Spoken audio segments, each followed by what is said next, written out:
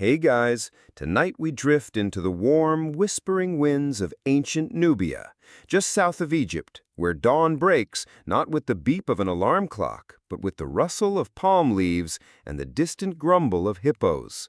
You're lying on a woven mat in a simple hut, the walls made of mud brick, smelling faintly of baked earth and last night's lentils. You stir, stretch, and smack your lips, only to realize your mouth feels like you've slept with a handful of sand tucked in your cheek. Welcome to the Nubian morning. No toothbrush, no minty gel. Just you, your breath, and the harsh desert air. You probably won't survive this if you're expecting a spa-like refresh. So, before you get comfortable, take a moment to like the video and subscribe, but only if you genuinely enjoy what I do here. And I'd love to know, where are you watching from? And what time is it where you are? Now dim the lights, maybe turn on a fan for that soft background hum, and let's ease into tonight's journey together. The sun hasn't climbed high yet, but the heat is already beginning to kiss the ground. The Nile lies to your east, winding like a soft, shimmering ribbon between rock and sand. You're in Lower Nubia, modern-day northern Sudan, and it's around 1500 BCE. The air smells like dry clay, crushed grass, and yesterday's ash. A rooster caws somewhere behind the house, and a woman, tall with a cloth wrapped around her hair, steps out of the shadows carrying a small clay pot of water. She nods at you, then points to a low stool under the shade of an acacia tree. You sit, sleepy-eyed and parched. A breeze lifts the edge of your tunic and blows fine dust against your ankles. You wipe your face, and your teeth still feel fuzzy. Ancient Nubians took dental hygiene more seriously than you might think. In fact, they might have been some of the first humans to treat oral care as an actual daily ritual, not just a happy accident of chewing the right tree. That woman returns with a stick in one hand, a pale, woody thing with one end visibly chewed and splayed like a soft paintbrush. She offers it to you without a word. You hesitate, but she gently places it in your hand. The message is clear. It's brushing time, ancient style. You look at the stick. It's no Colgate special, just a rough length of root about the size of your pinky. You sniff the end. It smells faintly bitter, earthy, with a hint of resin. The frayed end is moist from prior use or preparation. Your hostess tears off a fresh piece of the bark, chews it briefly to soften it, then starts cleaning her teeth with smooth, circular motions, lips parting slightly with each pass. You follow suit, awkward at first, then gradually falling into rhythm. The taste is complex, a mix of raw wood, slightly antiseptic sap, and the distinct lack of sugar.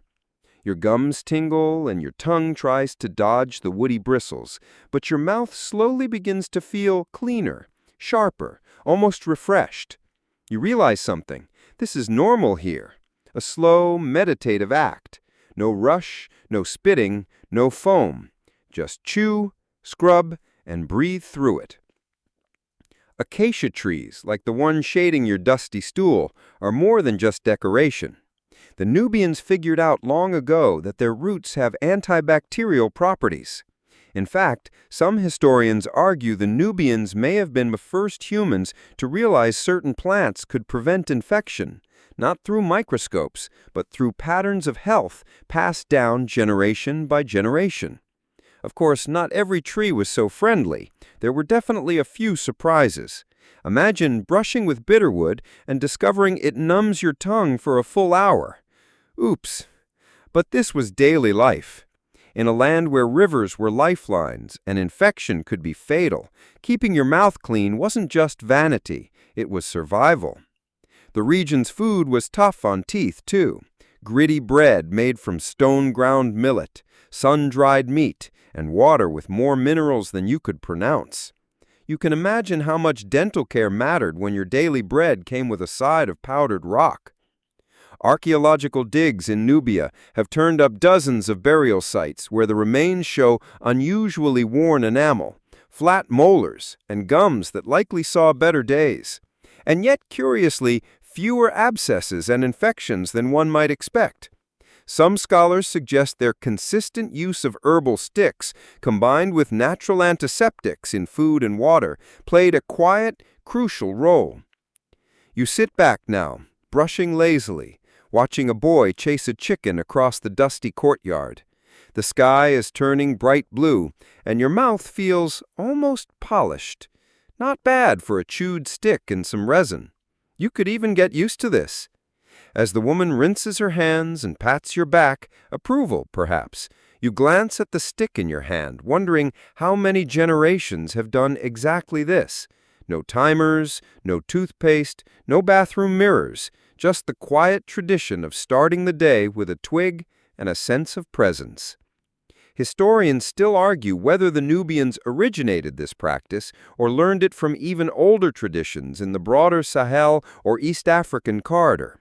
What's clear is that they embraced it, refined it, and made it part of their cultural identity, long before oral hygiene became a billion-dollar industry. A goat bleats, the sun climbs higher, and you, dear time traveler, have officially brushed your teeth the Nubian way. You're still seated under that acacia tree, now slightly more awake, your mouth tasting of bark and the dry morning air. But your host isn't done with your morning ritual.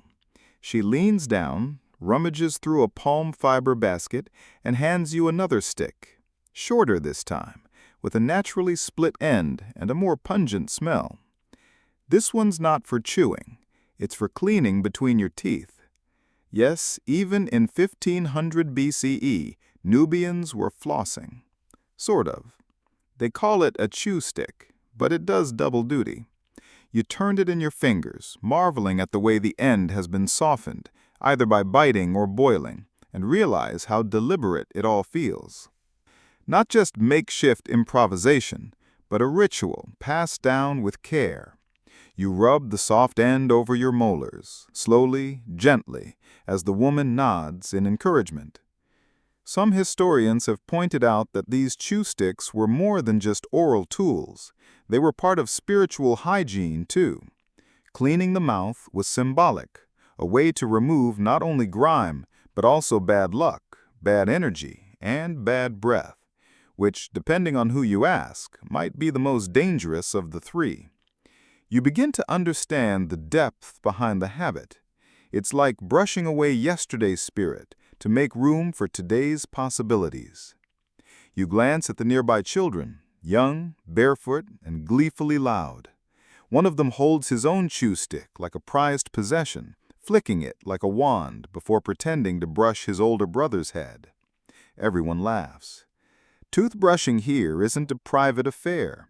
It's communal. Everyone participates, often with commentary. One elder jokes that the gods don't listen to prayers from a dirty mouth. A few nod solemnly. Then they go right back to teasing. The chew stick you're using now likely comes from the Salvadora persica plant, a species found throughout the region, and often referred to in modern times as the toothbrush tree. Studies centuries later would confirm its high levels of fluoride, silica, and antiseptic compounds. But you, sitting cross-legged in the dirt, don't need a lab coat to know it works. Your mouth feels cleaner by the minute. You set the used stick on a flat stone beside you, where a few others are drying. Some have been sharpened into picks, others are coiled with thin fiber, almost like a primitive dental tool set. You wonder who figured all this out first. Who looked at a dry, splintery twig and thought, yes, this will fix my molars? Chew sticks aren't just African, of course. Variants pop up in ancient India, China, and the Middle East. But in Nubia, they became cultural artifacts. Even buried nobles have been found with their dental tools close by, like modern people clutching their phones to the grave. Some even had decorated handles, ivory tips, carved animal heads, or shell inlays. Oral care apparently could also be a flex. Nearby, an elderly man with sun-darkened skin and a voice like papyrus begins chanting softly. His role in the village is part healer, part gossip, part dental coach. He tells you, in measured, amused tones, that teeth tell stories. The ones with sharp edges, young, fast chewers. Flat molars, hard millet eaters. Gaps, probably a fight, or maybe just a bad kernel. There's a moment of quiet as you glance at your reflection in a shallow basin of water. Your teeth are yellowed, sure, this isn't crest whitening hour, but they feel oddly strong, natural. There's no burning mint sensation, no bubbling foam, just your own saliva and some very wise twigs. A woman joins you, laughing softly as she points at your mouth and pantomimes a wide smile. She approves. You imagine her saying, "Ah, the foreigner can clean teeth after all."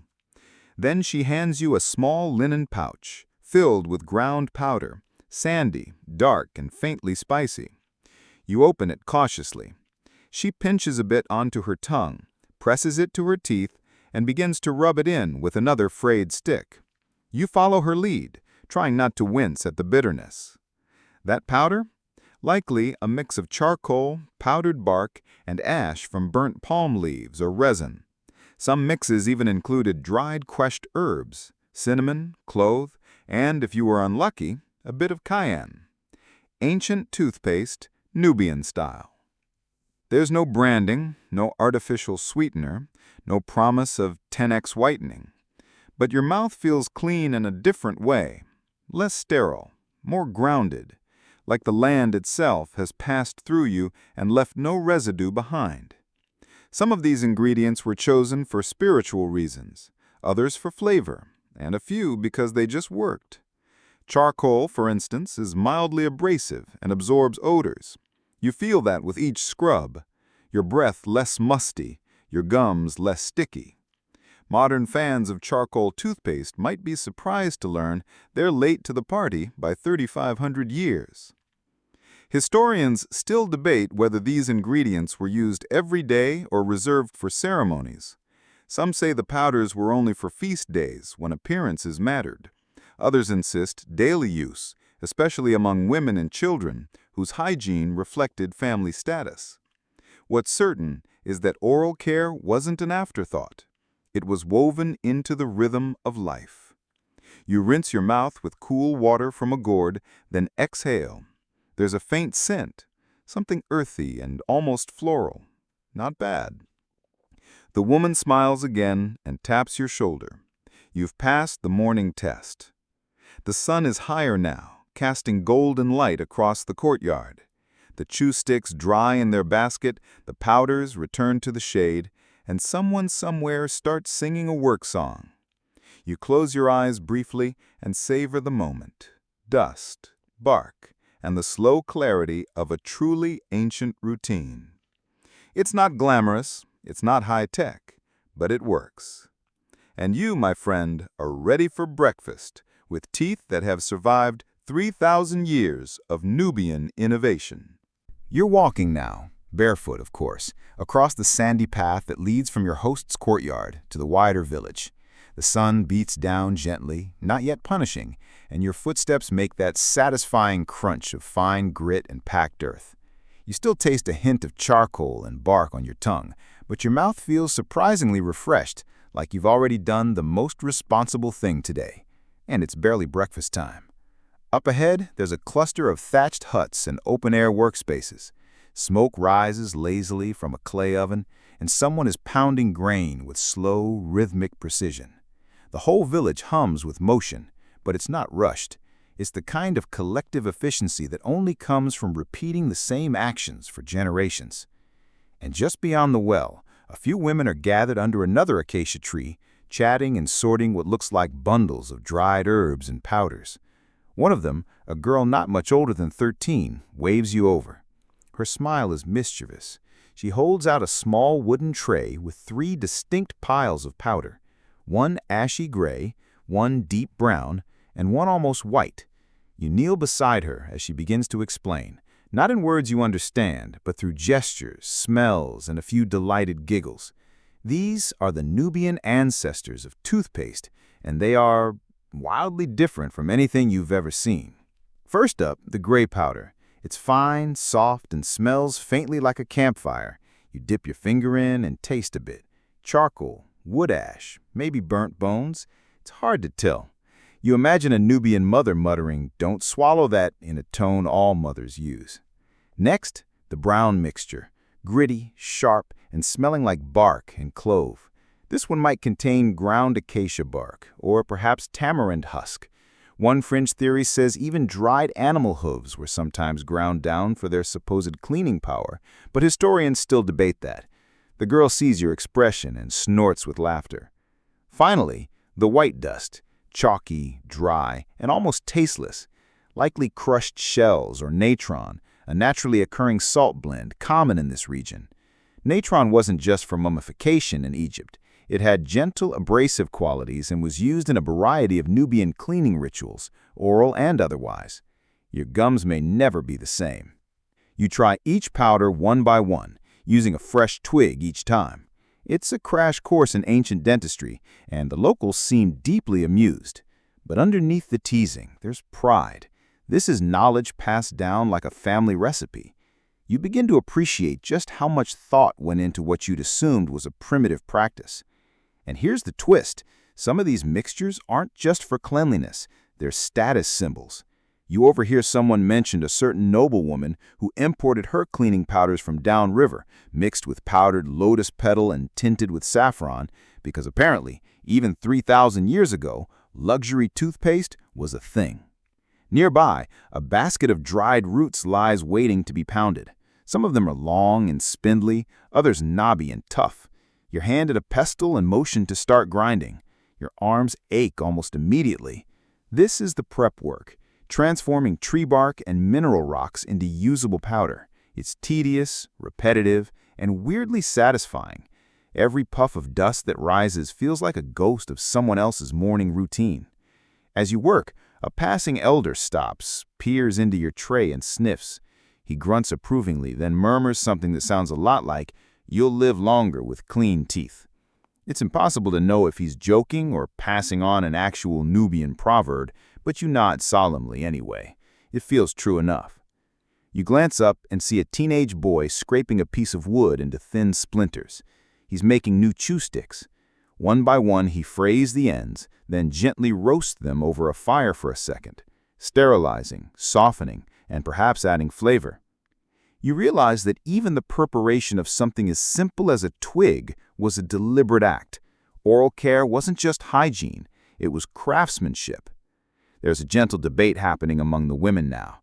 One insists her family's mix of charcoal and basil leaf is superior. Another swears by crushed date seeds and dry ginger. No one's getting aggressive. This is a sleepy, gossip-laced kind of argument. But you can tell that these recipes are serious business.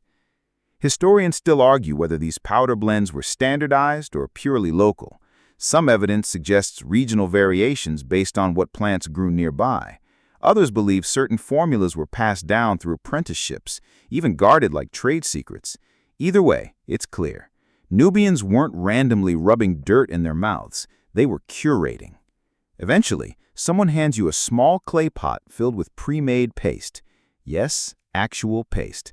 It's a thick, grainy mixture, sticky and smoky, probably made by combining the powder with a bit of river clay and animal fat. You try a little on a stick. It's gritty, vaguely salty, but weirdly pleasant, like brushing with peanut butter that just came out of a fireplace. Your audience watches with polite amusement. Someone claps softly. You may have passed another test, or maybe they're just applauding the foreigner's bad technique. Still, by the time you rinse your mouth with a splash of herb-infused water, you feel something new. Not just cleaner, but connected. Your breath smells faintly of mint and smoke. Your mouth, though still gritty, feels light and alive, and the laughter of the villagers rings like a welcome. You sit back, smile, showing your now very exfoliated teeth, and marvel at the fact that something as mundane as brushing could be so deeply rooted in history, community, and daily ritual. Even with no plastic, no tubes, no electric timers, just the land, the knowledge, and a whole lot of bark. You're starting to feel a rhythm to this place. Everything flows, not in a rushed, modern way, but like the Nile itself, slow, wide, inevitable. And now, with your teeth scrubbed raw by ancient toothpaste and your breath wafting hints of ash and ginger, you follow a few villagers down a narrow trail leading to a small grove of acacia trees. They're harvesting roots. You watch as they dig, not deeply, but carefully, always leaving some roots behind, always thanking the earth with a murmur.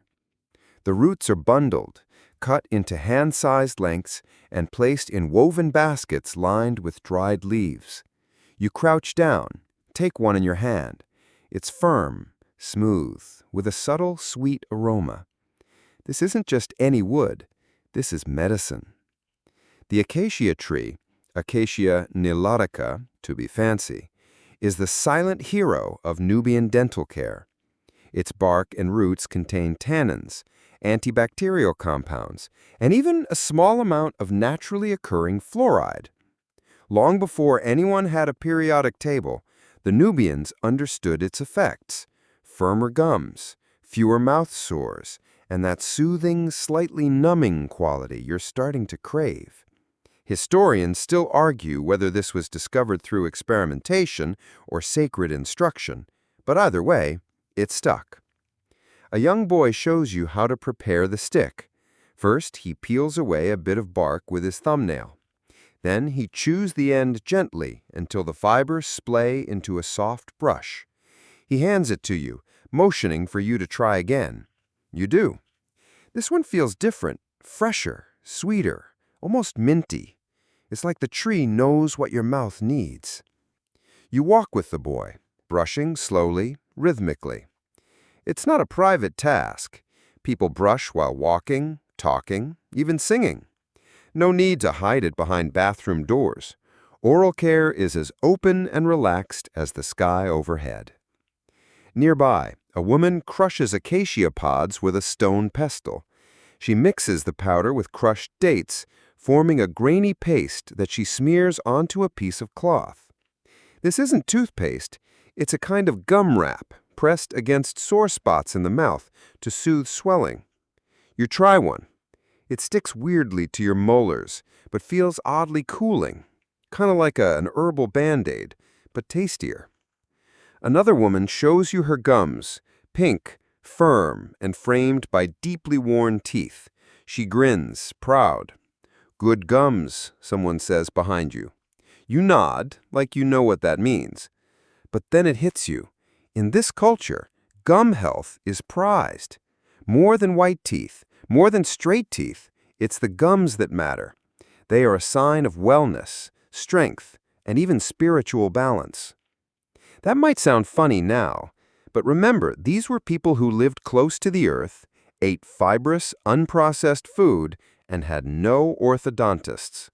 Tooth structure was luck. Gum health? That was discipline.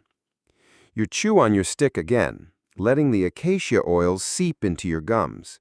It's bitter at first, but then strangely pleasant, like a familiar bitterness, the way strong tea or dark chocolate starts to feel comforting. The boy beside you nods in approval. He taps his own gums with the end of his stick, then yours. A kind of solidarity. You're one of them now, at least in this one small, oddly intimate way. You pass a group of elders resting under a canopy of palm fronds. One of them is humming an old song, tapping his knee with a stick. His teeth are worn, jagged, but his gums still pink. He sees you, grins, and raises his brush in salute. And suddenly, brushing your teeth feels less like a hygienic necessity and more like tradition, a silent bond with the past. Every chew stick is a reminder that this practice stretches back millennia, unchanged in essence, even if everything else has evolved. At one point, someone brings out a clay tablet covered in markings, Nubian script perhaps, or an early Egyptian style. The elder explains, again mostly through gestures, that some of these markings describe the acacia tree's cleansing powers, that it purifies not just the mouth, but the soul. You're not sure if he's quoting a myth or a manual, but you believe him. Later, A child runs by with a string of small teeth tied to a leather cord. Not human, probably crocodile or antelope. It's worn like a charm. For luck, protection, dental excellence? No one says, but someone nearby mutters, keeps the bad spirits from eating your teeth. Historians still debate the use of charms in dental rituals. Were they spiritual protection against toothaches or symbolic of oral health status? The answer, likely, is both. The practical and the mystical often walked hand in hand here. As the sun climbs higher, you shade your eyes and take one last look at the grove. The wind rustles the acacia leaves, and your fingers tingle from gripping your brush too long. But your mouth? It's clean, your gums alive with sensation. You begin to understand why Nubians held this tree in such high regard. It wasn't just a resource, it was a guardian, a silent ally in the battle against rot, infection, and frankly, halitosis. You chew a final time, spit into the dirt, and whisper a silent thanks to the tree that has now lived in your mouth. The sun is inching toward its apex now, casting soft, short shadows across the village as you meander back toward the shaded market. The midday heat settles over everything like a warm blanket, and the pace slows. Even the goats seem to chew their cud more lazily. You duck under an awning made of palm fronds and linen strips, where a group of women sit grinding spices, braiding herbs, and, somewhat to your surprise, openly inspecting each other's mouths. It turns out Nubian oral care isn't just about brushing, it's also about looking. One woman holds a small polished shell to reflect light into her friend's mouth, squinting to inspect her gums like a jeweler appraising a ruby. Another reaches for a small wooden probe, not much different from a toothpick, to gently tap a molar. She murmurs something disapproving, then applies a bit of green paste from a pottery jar directly onto the tooth. The friend winces, then shrugs. Apparently, this is all part of the process. You get pulled into it, of course. A woman gestures for you to sit on a reed mat. She places her fingers gently on your jaw, turning your head side to side with practiced ease. Then comes the examination, a quiet ritual of pokes, taps, and even a sniff. Yes, breath matters. She frowns, then smiles. Mixed results. To your left, an older man arrives carrying a small satchel of tools. He's not wearing robes like the others, but rather a simple wrap of indigo-dyed cloth, faded and worn. He doesn't speak much, but everyone gives him room. He squats beside you, opens his kit, and reveals a collection of objects that look somewhere between surgical instruments and gardening tools. This, it seems, is the local dentist. But calling him that feels too modern. In Nubian culture, the line between healer, priest, and herbalist was often blurred. Oral health wasn't a standalone profession. It was part of the broader wellness practice. And much of it relied on deeply inherited wisdom, passed orally, no pun intended, through generations. He takes a slim bronze pick, greenish with oxidation, and gently scrapes a bit of buildup from your molar. You wince, but it's not painful, just intimate. He hums softly, like a lullaby, then reaches for a small reed straw. He uses it to blow a fine mist of powdered herb into your mouth, like a miniature leaf blower. You choke a little, and someone snickers behind you. The herb is bitter, strong. Maybe mint, maybe something like sage. It clears your sinuses instantly. Your eyes water. The healer pats your shoulder and mutters a word that could mean cleansed or wimp, depending on the tone. You accept both possibilities. Then he lights a small cone of resinous incense on a stone plate, not for the room, for your mouth. Your motion to open wide, and he gently waves the smoke toward your gums. It smells of frankincense, myrrh, and something peppery. The heat isn't intense, but your mouth feels suddenly holy, like it's being sanctified. Smoke therapy for oral care? Sounds odd today, but it was quite real. Some believe it killed bacteria. Others think it was symbolic, part of spiritual renewal. Historians still argue whether it was hygiene, ritual, or placebo with a flair. But one thing's clear, it made your mouth smell amazing. Your new dental priest grins, his teeth stained and worn, but clearly serviceable, and sends you off with a tap on the chest. You feel lighter, cleaner, vaguely euphoric. Is it the herbs, the smoke, or just the joy of having survived Nubian dentistry?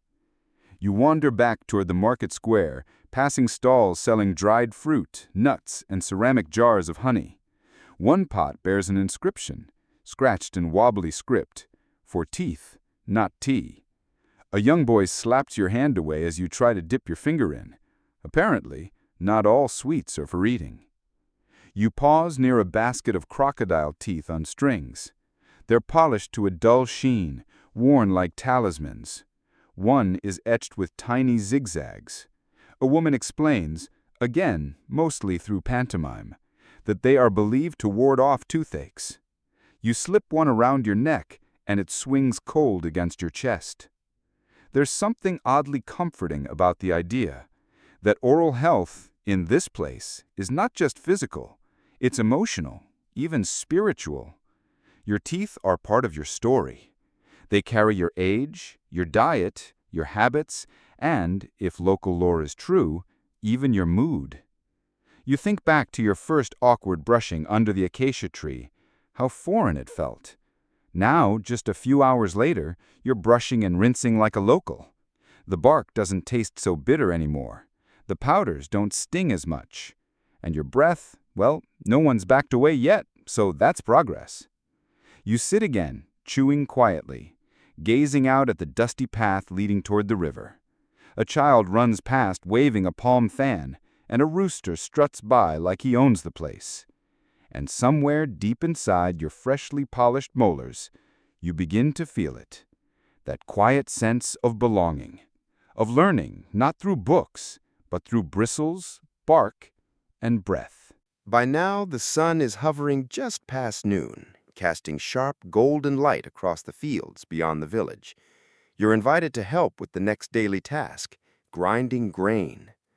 It sounds simple enough until you realize how deeply connected it is to everything your mouth has been through this morning. You follow a group of women toward a low platform made of stone. Atop it sit heavy, flat grinding stones, each worn smooth by decades, maybe centuries, of circular motion. A few small piles of millet and sorghum wait nearby, husked and ready. You kneel beside them, awkwardly mimicking the rhythmic back-and-forth motion of grinding. The stone grates against stone with a steady groan, and soon you're sweating in places you didn't know had sweat glands. A woman beside you grins and points at her own teeth. She opens her mouth wide to reveal, well, a lot of wear. Her molars are flat, her enamel thin, but her gums? Still pink, still healthy. She pats the millet with affection, then taps her temple. Smart food, but also dangerous. Here's the thing. Nubian diets were rich in fiber and minerals, but also, thanks to their stone-ground flour, rich in tiny particles of grit. Every bite of bread, every mouthful of porridge carried a hidden menace, a sort of ancient dental sandpaper. This is how archaeologists today can often identify Nubian skulls at a glance. The telltale pattern of worn-down teeth, the flat molars ground smooth by years of chewing stone-laced grain. And yet, tooth decay was surprisingly rare. Why? That chew stick you've become so fond of might be the answer. Historians still argue whether the high rates of tooth wear were offset by the antibacterial effects of acacia brushing, or whether the rough diet just didn't give sugars much chance to ferment. Either way, you begin to understand why oral hygiene wasn't a luxury here. It was a necessity. A small boy offers you a bite of flatbread straight off the clay oven. You take it, grateful, and immediately feel the crunch of something suspiciously hard. Not inedible, just mineral-rich. You chew slowly, cautiously. The flavor is nutty, slightly sour. It fills your mouth in a way modern bread rarely does. but your teeth feel every grain, every tiny stone that escaped the sieve. You glance around. No one else seems bothered. They've grown up with this. Their jaws are strong, their enamel surrendered long ago. They chew through the grain like it owes them money. One elder nearby, skin like folded parchment and eyes sharp as a hawk's, catches your eye. He holds up a cracked molar, pulled long ago and now worn on a leather cord, a cautionary tale. He points to a pouch at his waist, unrolls it, and reveals a neat bundle of wrapped herbs, resin lumps, and powdered mixtures, his personal tooth care kit. He taps his tooth, then his pouch, then the acacia tree in the distance. The message is clear. Don't skip brushing.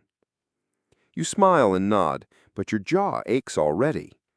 The women laugh as you suddenly rub your cheeks and try to swallow the last of the bread. A few of them hand you fresh leaves to chew on, soft, slightly minty. They help ease the tension in your jaw and probably do a little something for the breath, too. Another girl, barely 10 years old, offers you her own chew stick. She's carved her initials into the side, and the brushy end is dyed pink from hibiscus sap. You take it reverently. It's soft, floral, and unexpectedly effective. Your mouth feels instantly soothed, as if your teeth recognize the gesture. And so you chew and chat and grind and rinse, slowly becoming part of the rhythm. This isn't just food prep. This is daily maintenance of body, community, and identity. Even here, under the open sky, surrounded by dust and grain and smoke, oral care is everywhere. It's in the food, in the tools, in the jokes the elders make when someone bites down wrong.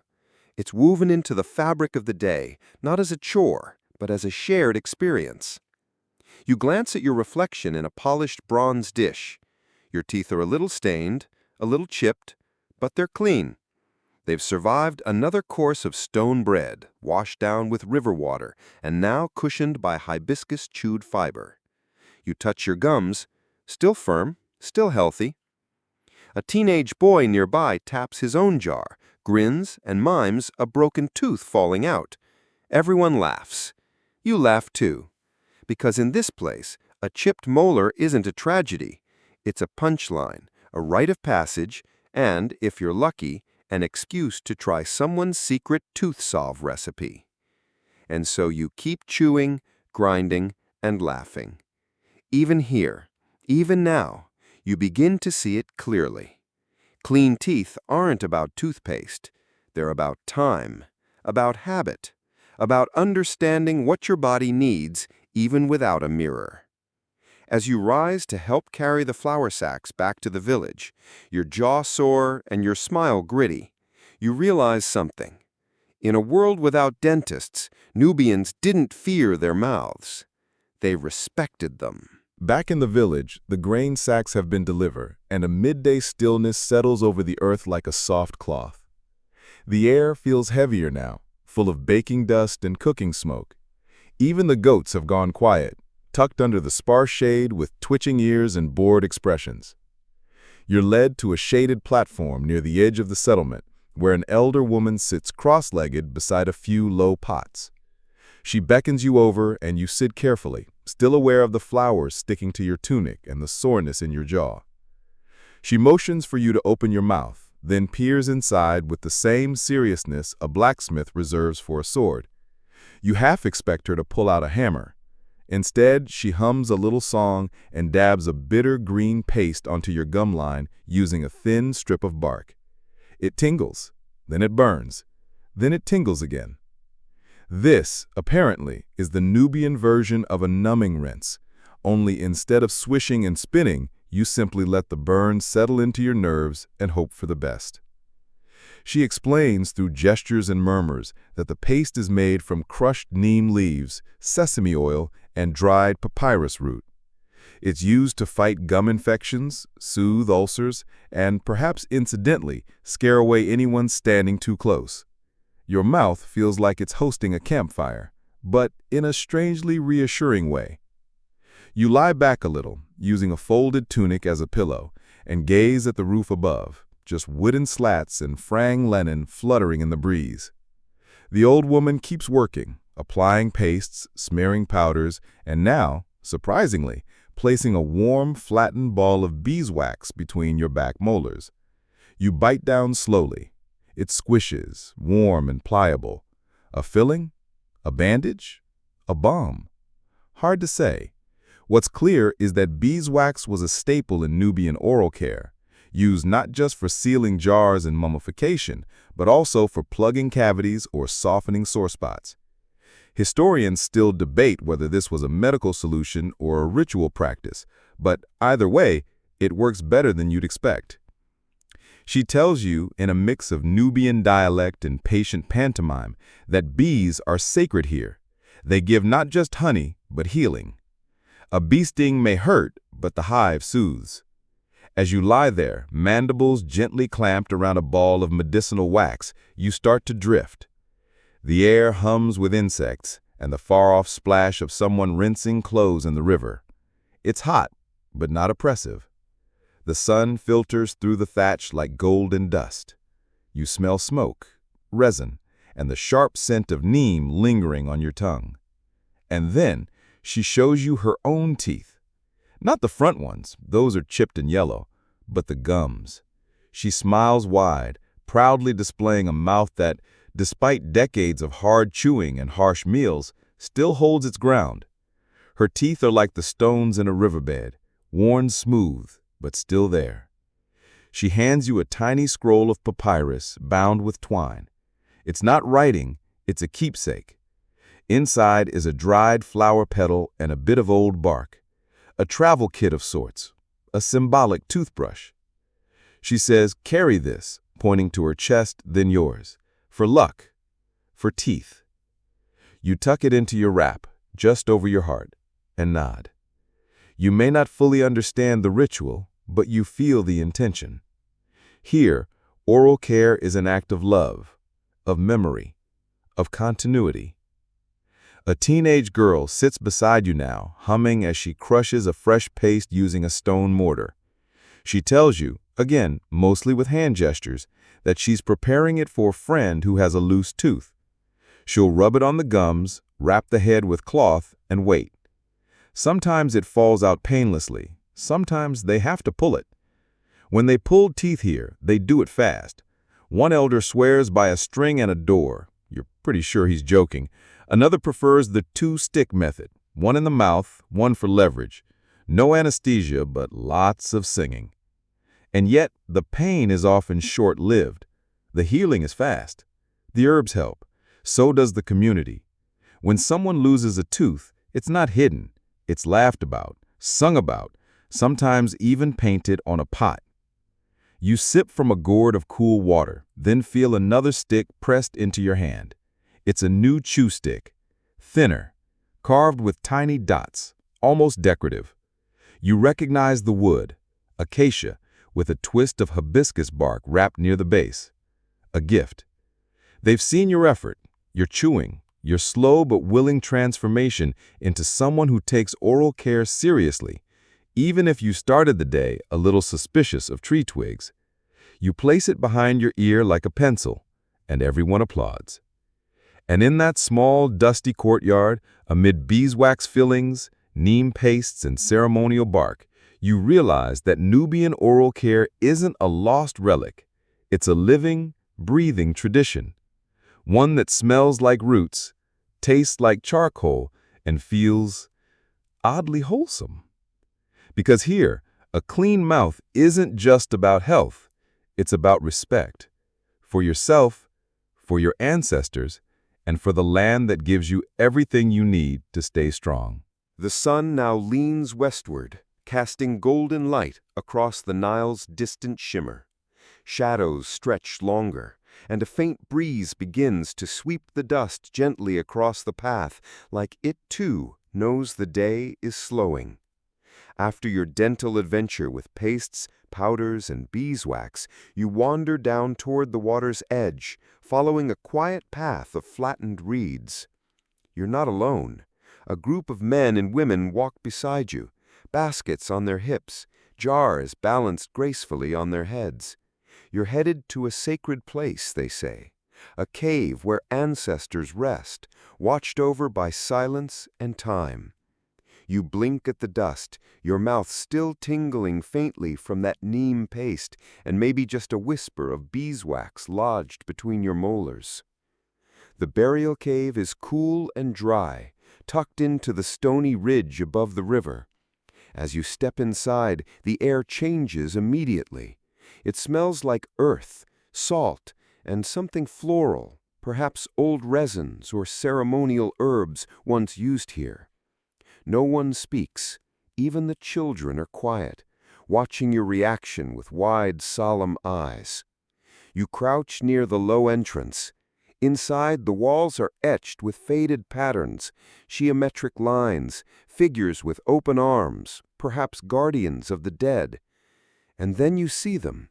Bones. Not gruesome, not frightening, just resting.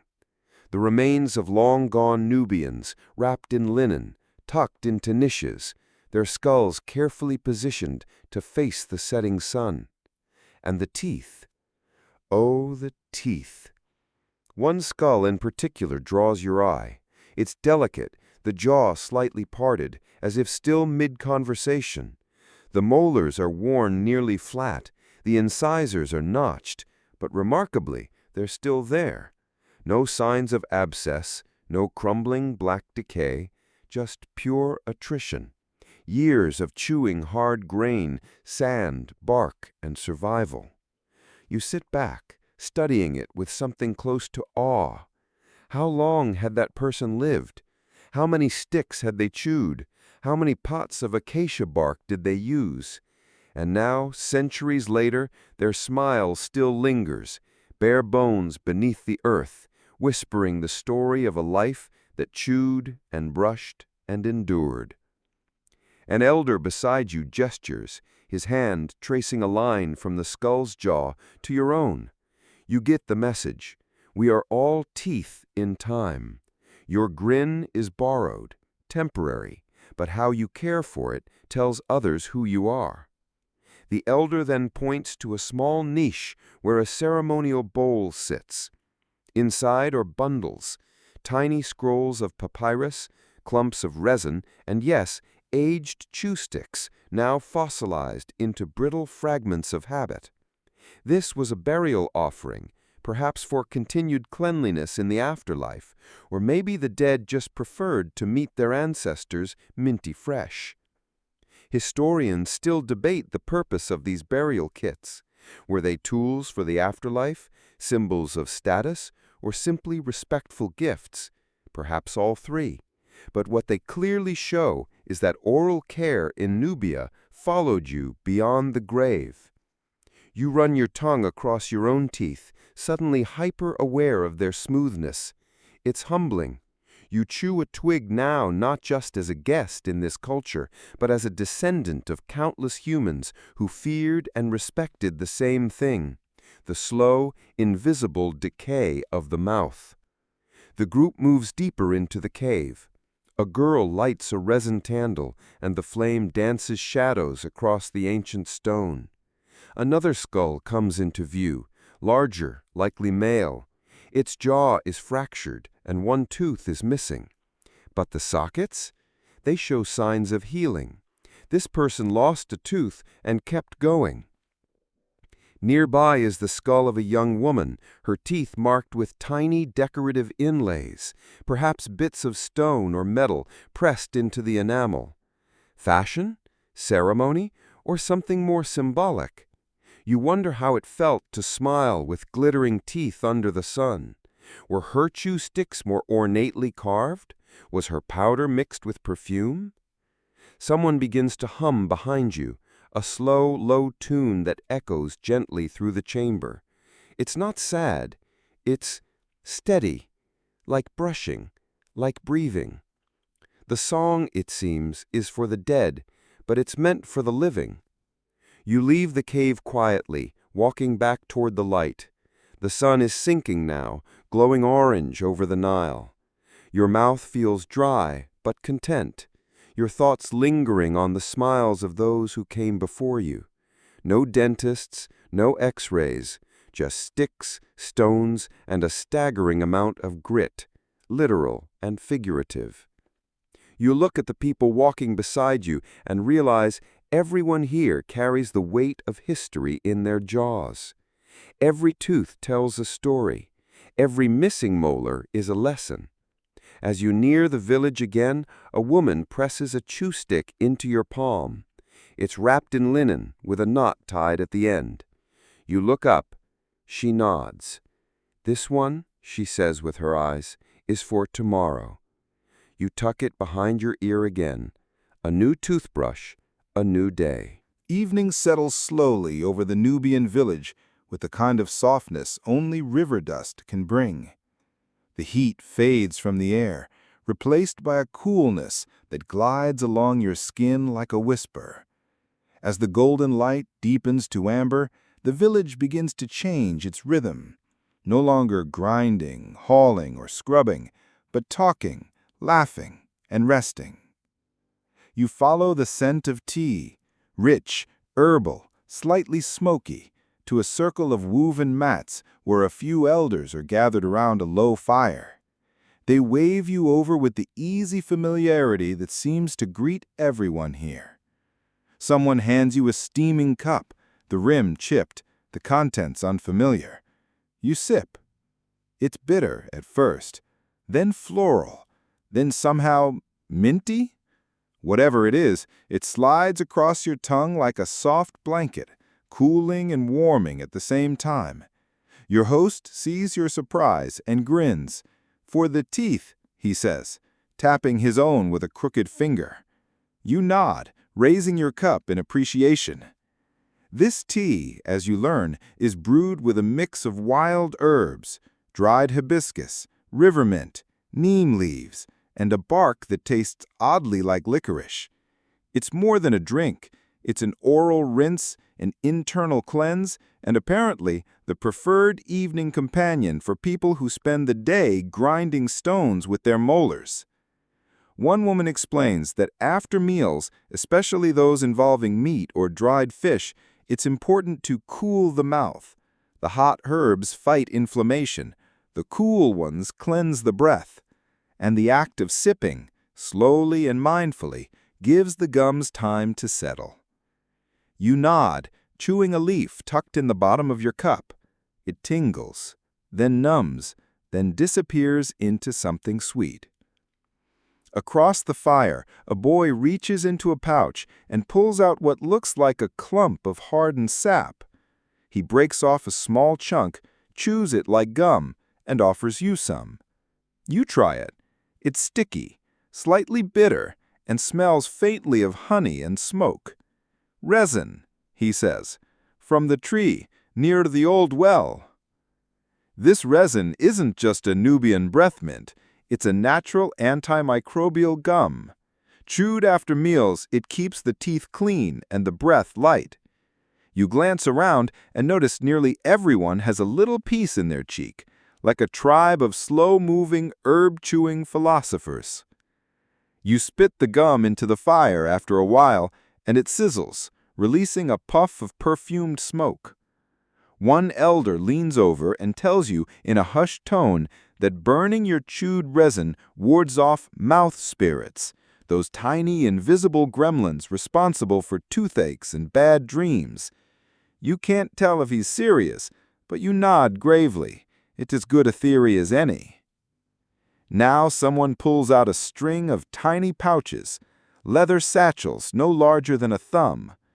Inside are powders, each with a different use, one for whitening, one for pain, one for swelling, and one, apparently, just to make you kiss better.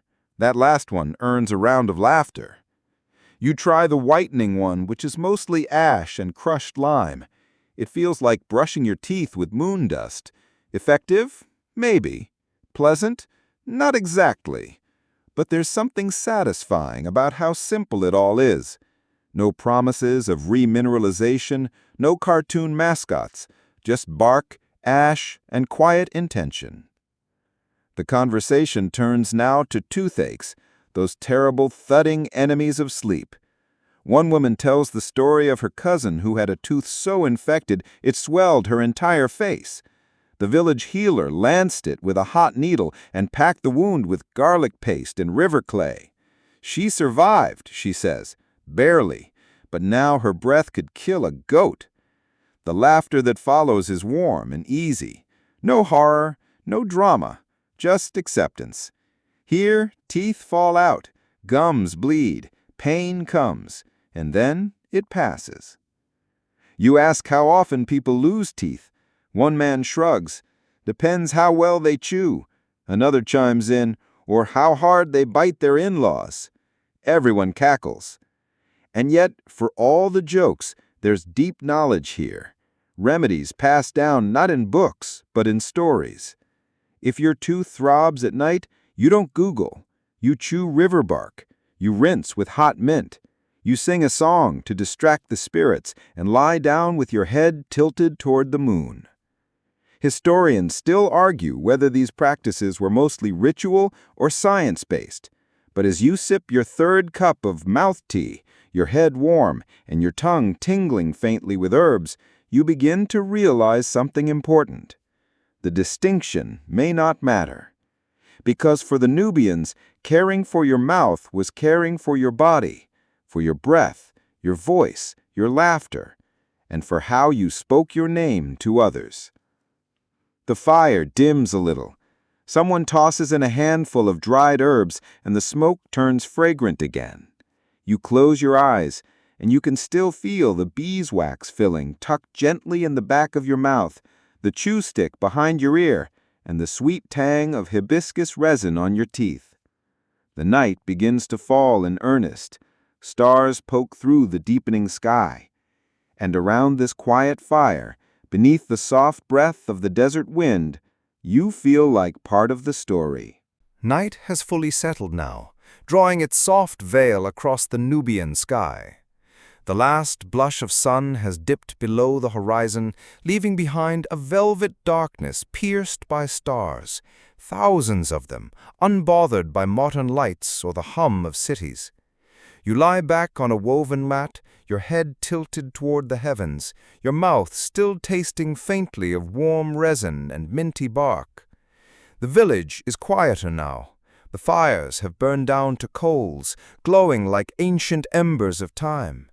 But even in this stillness, the business of the body doesn't stop. You feel it, a dull ache beginning in your lower molar. Nothing dramatic, just a slow pulse.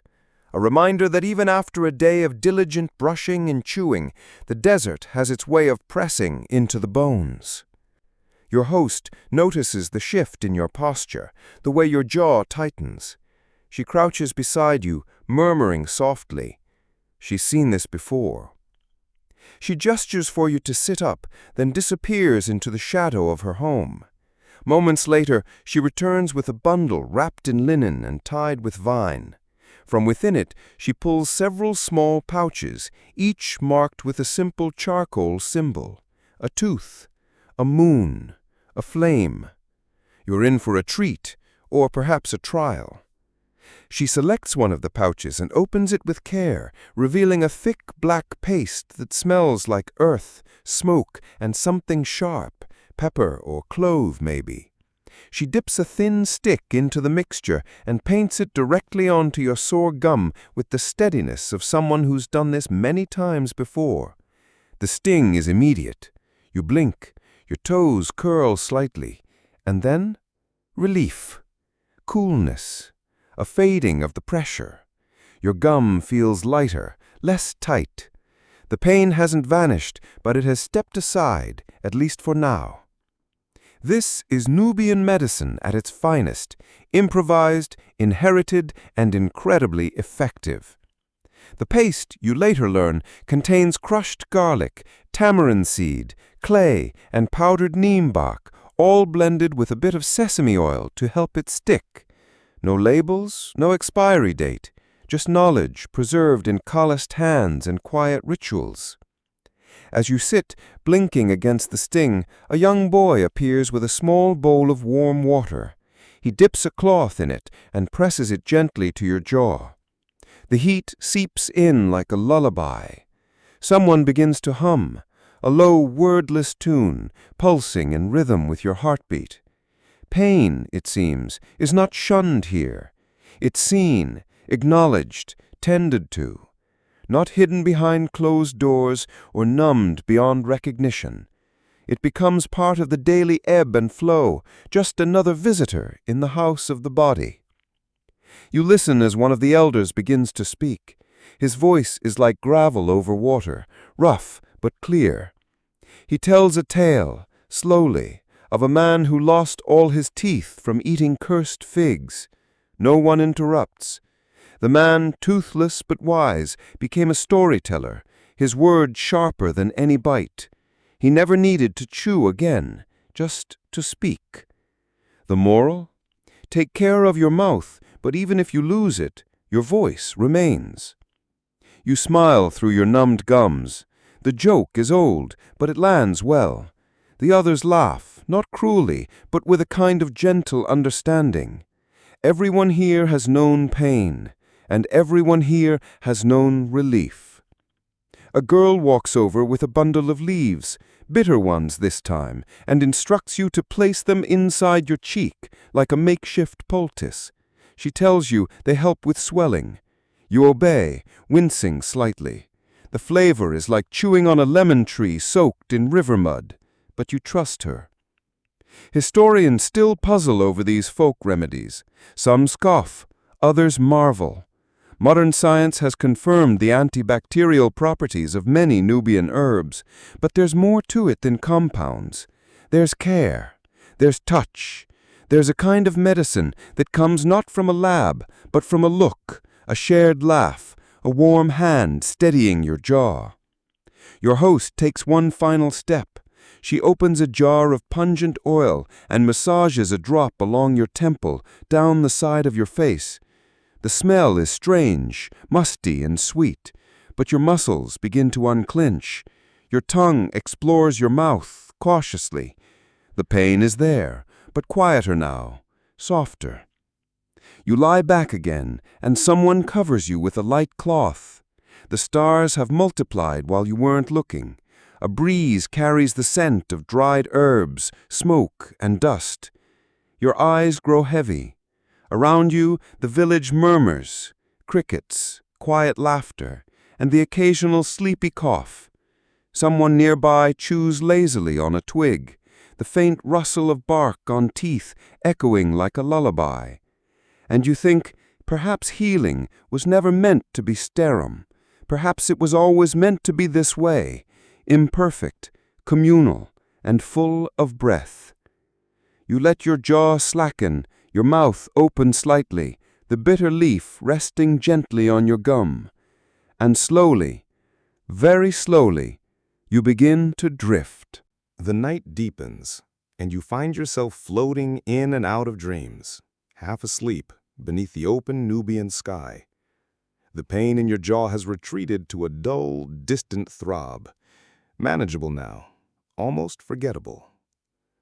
You stir gently, and as you turn on your mat, a young boy rustles nearby and offers you a sip from a clay cup, warm water, laced with a hint of mint and fennel. It's not just for thirst, it's for the mouth. You sit up slowly, careful with your jaw, and take a small sip.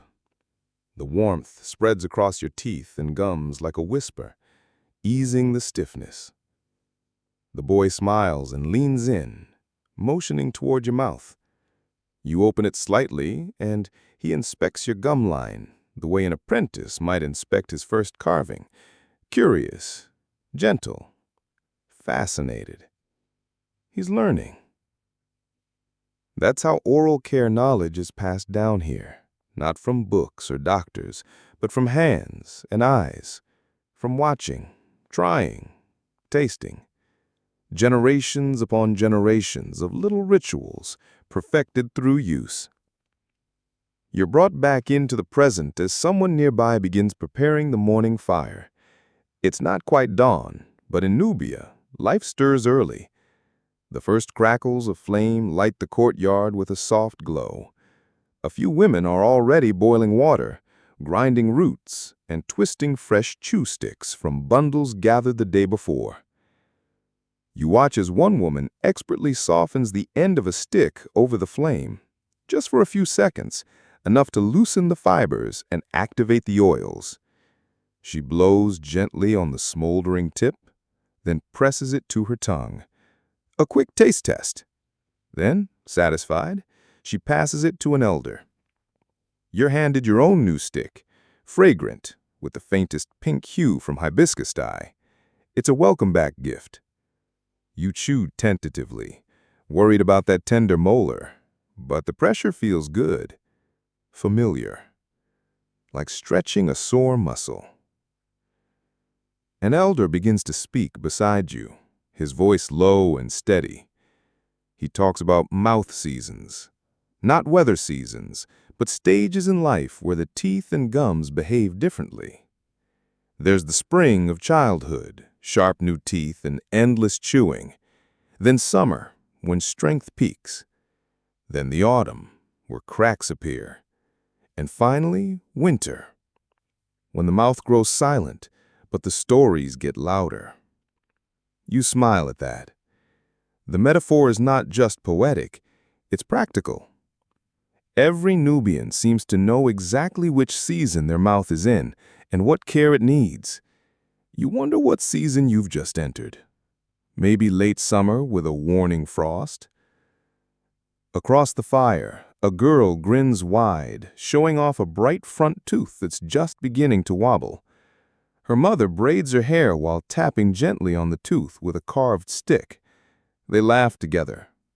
The girl opens her mouth wide, proudly displaying the loose little prize.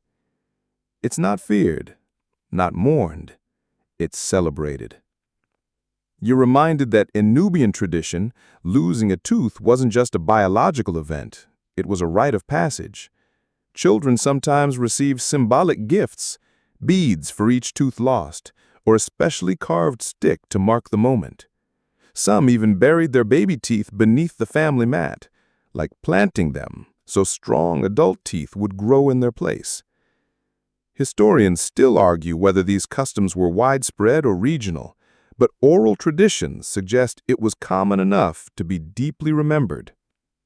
Nearby, someone begins to chant a short melody, 4 notes repeated in a soothing pattern. It's a lullaby, but not for sleeping children.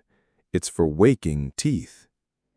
The song, translated loosely, says, "Root and gum, soft and strong, clean again before the sun." You join in, humming softly. And then you notice something.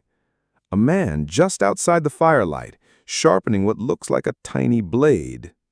It's bronze and curved, and he's polishing it with care. Someone nearby murmurs, "Puller." Ah, the village's informal extractor. Tooth extraction in Nubia wasn't uncommon, and while today it sounds terrifying, it was often done swiftly and skillfully. The puller would use heat-softened tools or carefully wedge a stick for leverage, but always with support, chance, herbal numbing pastes, even pressure applied to the feet to distract from the jaw. One older woman shows you the gap where her bottom molars used to be. She grins. "Too much millet," she jokes, then shrugs. But still pretty. And she is. The gap doesn't mar her appearance, it enhances it. It's part of her face's geography, like the lines around her eyes or the calluses on her palms, proof of years, of meals chewed, of life lived. You begin to see your own mouth differently, not as a pristine collection of pearly whites, but a living, aging, adapting tool. And your care for it, not vanity, but gratitude.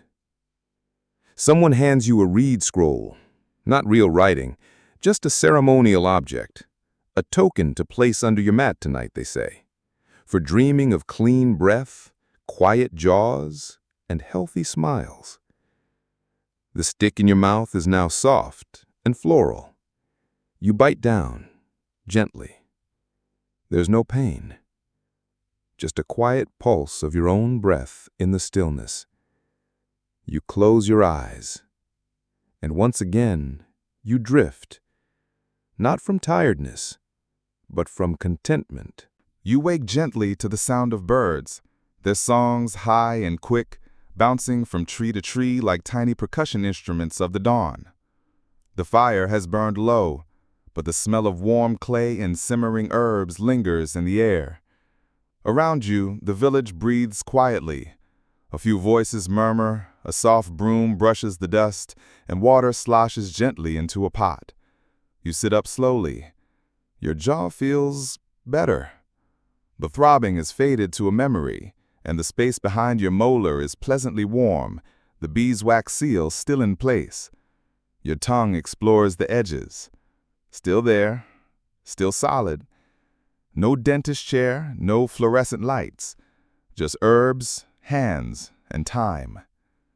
A woman greets you with a quiet smile and hands you a small bundle wrapped in woven grass.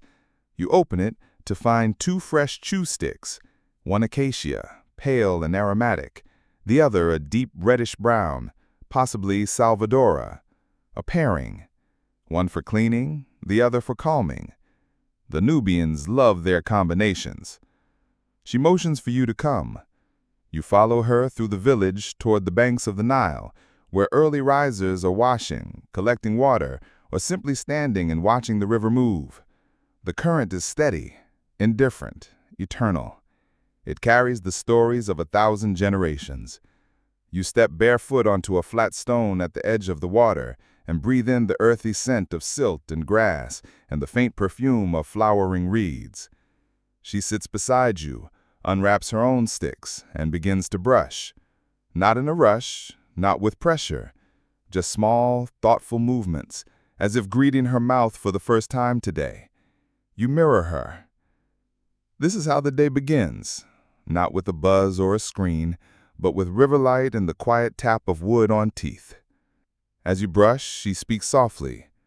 She tells you of her grandmother, who never lost a single tooth, not even at 80, she says, tapping her own gums proudly. Her secret, no anger at meals and always chew both sides. You grin, mouthful of stick, and try to chew evenly. Balance, after all, is everything. She leans down to rinse her mouth with a handful of river water, quickly, carefully. Then she shows you how to swish a mix of crushed mint and salt before spitting it into the reeds. The fish eat the mint, she explains, and it gives them sweet breath too. Whether that's true or folklore, it makes you smile. There's a logic to it. Even the fish benefit from Nubian oral hygiene. You wander back from the river together, stepping slowly. Each household you pass is beginning its own routine. Some brushing, others boiling, some still rubbing pastes into their gums with the calm concentration of ritual. You're led next to a quiet courtyard tucked behind a larger home. It's the healer's garden, and though modest, it feels sacred. Carefully tended beds hold neem, basil, hibiscus, ginger root, and strange twisting herbs you don't recognize. Clay jars are half buried around the edges, each filled with drying bark or resin. The healer meets you there, an older woman with eyes like smoke and movements like water. She doesn't greet you, just hands you a strip of papyrus and gestures toward the garden. It's a test. You study the strip, a drawing of a mouth, a leaf, and a droplet. Maybe it means find what soothes. You move from plant to plant, sniffing, touching, guessing. Eventually, you break off a piece of soft stem with a sharp citrus scent and hold it out. She nods. You chose correctly. Lemongrass. It eases swelling and freshens breath. She grinds it with a few mint leaves, mixes it into warm water, and gives it to you as a rinse. As you swirl it in your mouth, your lips tingle. You feel fresher, awake, alive. She sits you down and opens a thin book, handwritten, with illustrations more symbolic than literal. Each page holds a recipe: powders for swelling, rinses for fever breath, pastes for angry teeth. There's even a ritual for new mothers using basil and honey to bless the baby's gums before teething begins. Historians still debate how much of this knowledge was purely medical and how much was spiritual. But in this garden, with your mouth full of lemongrass and mint, it doesn't feel like a debate. It feels like truth. She turns the page to one more recipe, something sacred, a rare mixture of crushed rose petals, dried clove, and powdered pearl, a tooth elixir for ceremonies, reserved for weddings, births, and goodbyes. She gives you a small pinch to rub on your gums. The taste is soft, subtle. The clove rises like incense, the rose dances in the background, and the pearl, well, maybe that's just a feeling. You close your eyes, pressing your tongue to your gums. And in that moment, something settles inside you. Not just your breath or your teeth, but your understanding.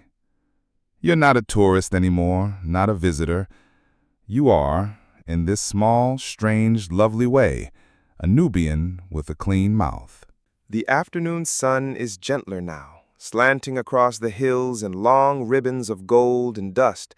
You're back in the heart of the village, where the air buzzes lightly with the sound of weaving looms and wooden pestles grinding herbs. There's a rhythm to it all, like the beat of an old, slow drum. It's peaceful, and strangely, your jaw no longer aches.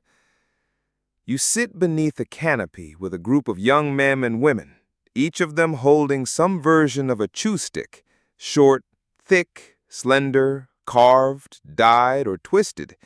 It's not just a tool anymore. It's an accessory, a part of how they present themselves. One young man has his stick tied with a strip of red thread, spiraling down its length. He's whittled patterns into the bark, not just for grip, but for style. Another girl's chew stick has been soaked in hibiscus for a whole day, giving it a crimson hue and a subtle floral bite. Someone notices your plain, slightly gnawed stick and laughs, not cruelly, but warmly. One of the boys tosses you a carving tool. "Decorate it," he says, gesturing to the pile of embellishments before you. Bits of shell, thread, dried leaves, even a feather or two. So you begin to carve, slowly, gently. It's harder than it looks, but with each etching, your chew stick transforms from utilitarian object into personal item, a toothbrush with personality. As you work, someone tells you the story of a noble family whose chew sticks were made of ivory, inlaid with gold thread. "Too soft for real cleaning," one girl says, "but beautiful for a pretending." Everyone laughs. Even in ancient Nubia, it seems, there was such a thing as flossing for show. You hold up your finished stick. It's crude, uneven, but it's yours. The red thread you've tied around the base flutters gently in the breeze. You feel oddly proud. This stick has cleaned your teeth, calmed your pain, and now tells your story. Nearby, someone begins a game. It's a sort of chew stick race, where players balance their stick on one finger while walking a straight line. If it falls, you lose. If you reach the end, you're crowned Tooth King or Gum Queen. You give it a try. The crowd cheers, your stick wobbles, you flail, it drops. You bow dramatically, hand over heart. "Long live the Gum Queen!" someone shouts, and the laughter rolls across the courtyard. Later, you're invited to a special bathering, an evening ritual only done during the waxing moon. The group leads you to the edge of the village where the acacia trees grow thicker. A circle is formed. Candles are lit, small cups of oil with flickering flames, and bundles of herbs are set to smolder in the center. This isn't a party. It's a celebration of cleansing. Each person steps into the circle, chews a fresh stick, then spits the fibers into the fire. The smoke rises, scented with cinnamon, mint, and burning bark. "We send the rot away," one elder says, "so it won't live with us." You're handed a new stick, short, with a heavy scent of cloves and something sweet. You chew it slowly, mindfully. Then you step forward, bite off the bristled tip, and toss it into the flame. It hisses softly, curling into smoke. You breathe in deeply. The air is full of memory, of medicine, of motion. This moment is more than hygiene, it's transformation, letting go of decay, welcoming renewal. Historians still argue over the purpose of such rituals. Were they meant to genuinely cleanse? Were they symbolic? Or were they simply beautiful ways of making people feel seen? The answer, you suspect, is yes, all of the above. You sit back in the circle, now chewing a second stick, lightly flavored, almost sweet. The moon rises behind the trees. It's not bright, not showy, but soft and persistent. Like the brushing sound you hear all around you, that slow, steady scrape of stick on teeth. It's hypnotic. The chewing becomes a kind of music, a lullaby. You feel yourself melting into it. You lean back, chew slower, eyes half closed. The night folds around you like linen. And in the darkness, with your handmade chew stick to press gently against your gums, you realize something simple, something gentle. You have never felt so clean. Not polished, not bleached, just clean. And deeply, wonderfully human. The moon has climbed high now, painting silver shadows across the rooftops and shimmering faintly on the surface of the Nile. The village has quieted to a hush, the kind of silence that holds breath rather than emptiness. A dog yawns and curls beside a clay wall. Somewhere, a pot still simmers on warm embers. And you're sitting beside a boy who's carefully repairing a broken chew stick like it's a ceremonial artifact. He peels back the bark with expert hands, using a sliver of sharpened bone. Then he splits the end with a stone blade, soaking it gently in herb-infused water to re-soften the fibers. It's not just a fix, it's a small act of reverence. You offer to help, and he hands you another stick to practice. Yours splinters awkwardly. He smiles anyway. You ask, in a mix of gestures and broken words, why go through all the trouble when a fresh stick is easy to find? His answer is simple, because this one remembers. That stays with you. Because it's true, your chew stick does remember. It remembers the bitter taste of neem, the burn of clove, the sting of beeswax. It remembers the night you felt pain and the morning you laughed again. In a culture without written medical records, the tools themselves become the memory. And tonight, this memory matters. You're invited, quietly, with a few nods and raised brows, to an elder gathering around a fire set further from the main village. This one is different. No children, no games, just low conversation and a pile of very old items passed from hand to hand. Someone unwraps a cloth to reveal a bundle of antique chew sticks, some still faintly fragrant, others brittle and bleached from the sun. These are heirlooms, relics not stored in museums, but handed down in pockets and pouches.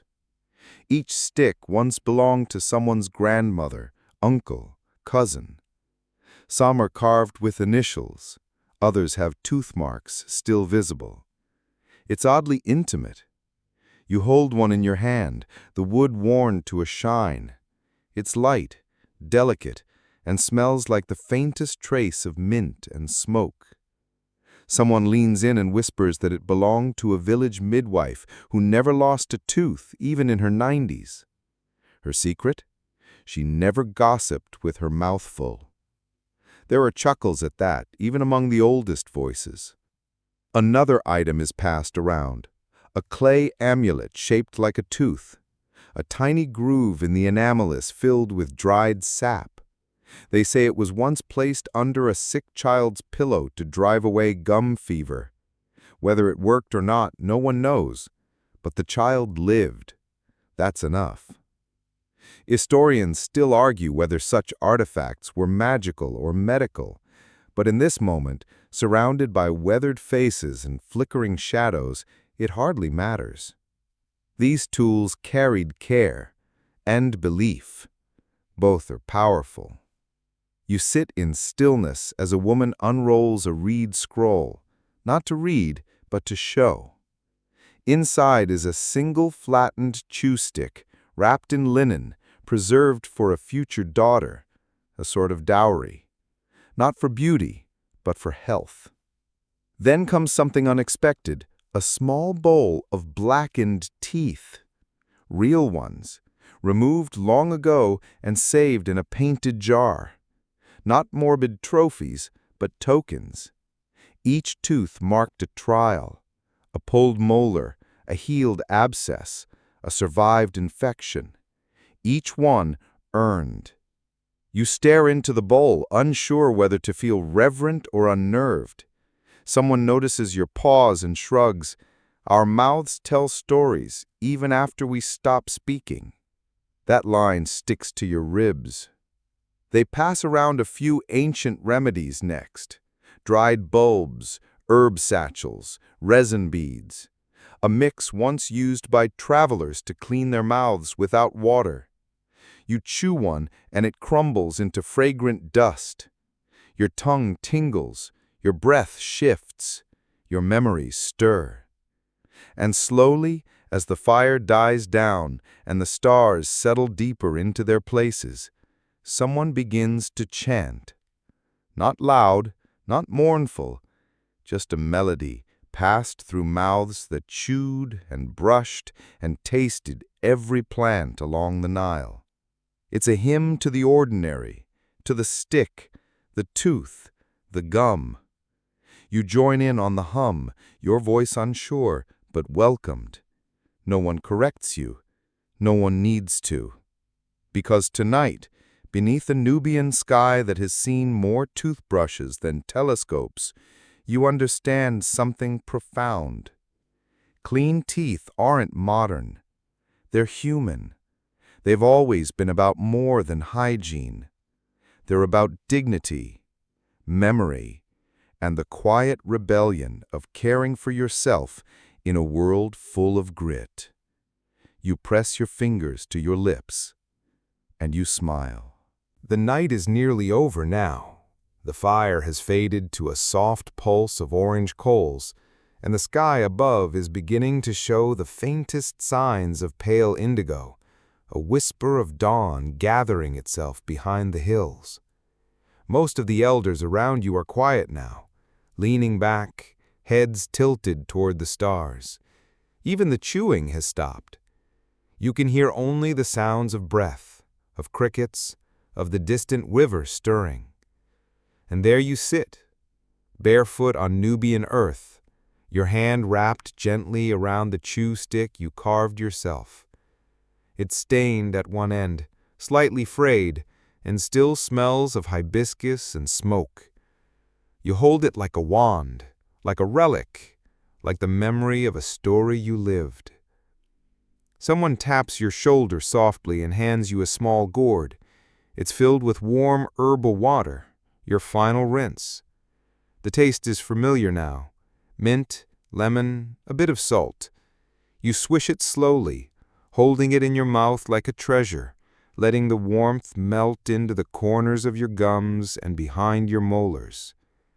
You spit carefully onto the ground, rubbing the back of your hand over your lips. There's nothing ceremonious about it. It's just human.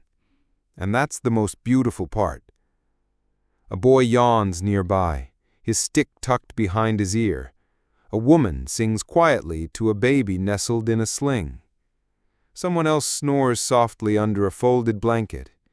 And yet even in this quiet, this slowing, you feel energy, not rushed, but enduring.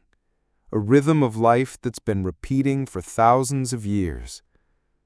Because tomorrow they'll chew again, brush again, mix the powders, sharpen the sticks, laugh about bad breath, share cures, pass down jokes and jars and memories, and the sticks will keep splintering and softening and brushing and remembering.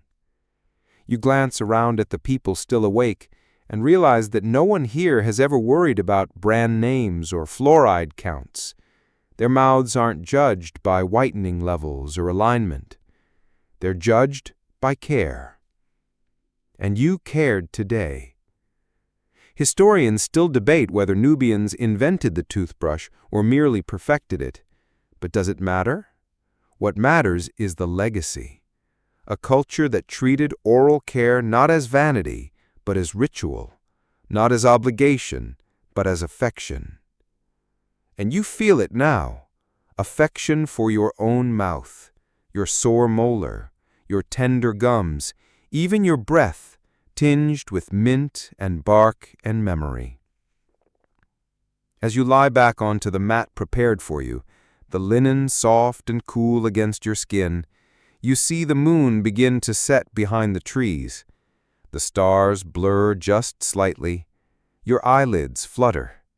You hold your chew stick close, tucked beside your blanket like a charm.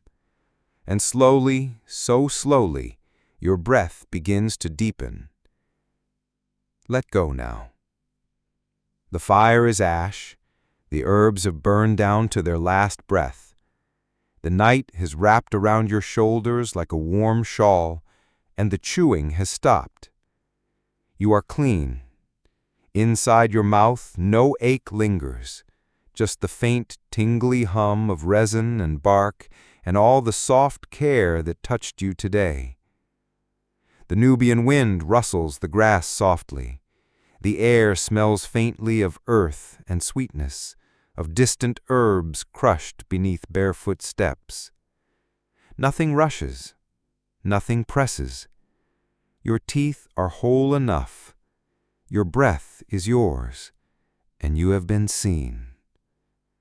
The stars are fading now, but you don't have to watch.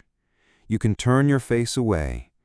You can trust that the sun will come back, that someone will boil the tea, that someone will reach for the first chew stick of a new day. You can rest. The stories you heard tonight of tooth amulets, of beeswax bandages, of oral rituals sung under the moon, they're still with you, curling behind your tongue, pressed gently into the back of your mind like a smile. So go into the warmth, into the hush of Nubian night, of ancient gums and gentle healing. Sleep now. Your mouth is clean. Your heart is quiet. Your breath is soft.